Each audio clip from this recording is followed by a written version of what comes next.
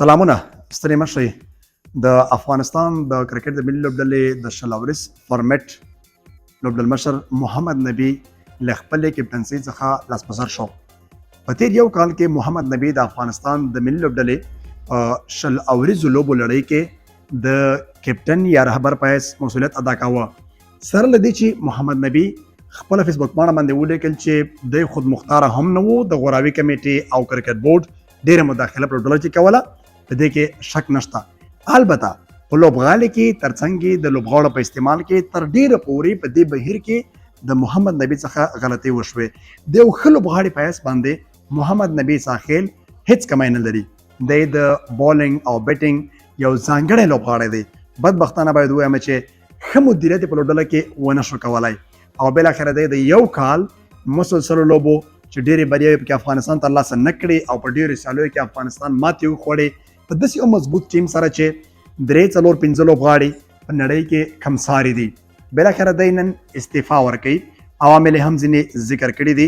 اوس د افغانستان کرکټ بورډ ته څه پکار دي چې د محمد نبي پر ځای باندې څوک باید د شل اوریز فارمیټ دپاره لوبډل مشر یا رهبر وټاکي. لومړی آپشن د افغانستان کرکټ بورډ دپاره پکار دا ده چې راشد خان د افغانستان د شل اوریزو لوبو لوبډل مشر وټاکي. راشد خان یو بېساری کمساری د استعداد وړتیا پیاوړتیا د هر ډول کرکټ څخه برخمن دی. ترڅنګ په ډلو ډلبازیو کې نشته او هر څه چې کوي د افغان ولس او افغان وطن د هسک ساتلو لپاره کوي. پکار دا ده چې راشد خان د شل اوریز فارمیټ دپاره لوبډل مشر شي او د ده رضایت کرکټ بورډ په ډېر ښه توګه باندې ترلاسه کړي.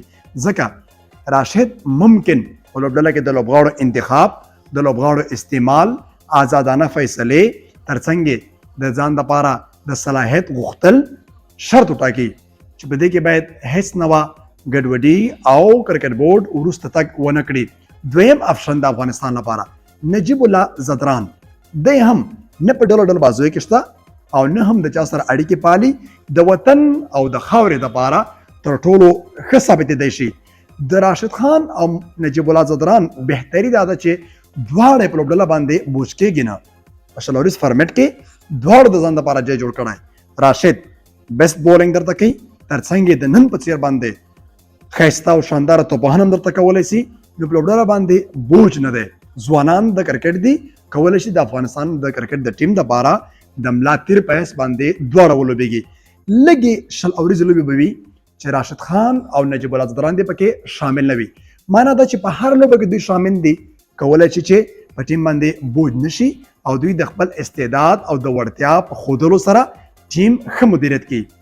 راشد خان او نجیب الله زدران دوی په ډلو ډلبازیو کې نه دي. د غوراوي کمیټه باید دوی دپاره صلاحیتونه او ترڅنګ په ټیم کې له مداخلې څخه ډډه وکړي. او ټول نه بهتره خبره دا ده چې اوس باید د غوراوي کمیټې مشر هم استعفا ورکړي. وجه دا ده چې تقریبا په دغه اسیا جام کې، په نړیوال جام کې افغانستان تر ټولو کمزورترینې سیالۍ وکړې. د دې پس د غوراوي کمیټې د مشر پاتې کېدل ممکن یوه غداري او خیانت وي. ځکه محمد نبي استعفا ورکړه، هغه پوهېده چې غلطۍ او تېروتنې ترې شوي او بیا هم د لوبډلې نه همغږي وه.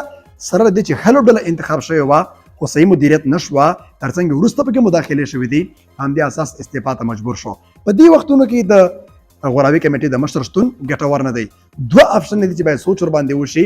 راشد خان او نجیب الله زدران، په دوی کې یو باید د افغانستان لپاره د شل اوریز کرکټ لوبډل مشر وټاکل شي او دواړه د وطن دپاره دا بوج په اوږو باندې واخلي تر څو د وطن غوره استازیتوب وکړي.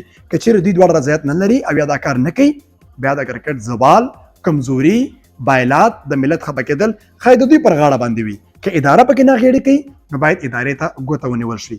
دا دواړه لوبغاړي ژر تر ژره باید یو ترې انتخاب شي تر څو په راتلونکي کې د افغانستان ښه استازیتوب وکړي. راشد خان او نجیب الله زدران نبي ته ښې چارې، ښه وختونه او د یو لوبغاړي په توګه څومره چې په وجود کې انرژي لري، څومره کولی شي د افغانستان استازیتوب وکړي.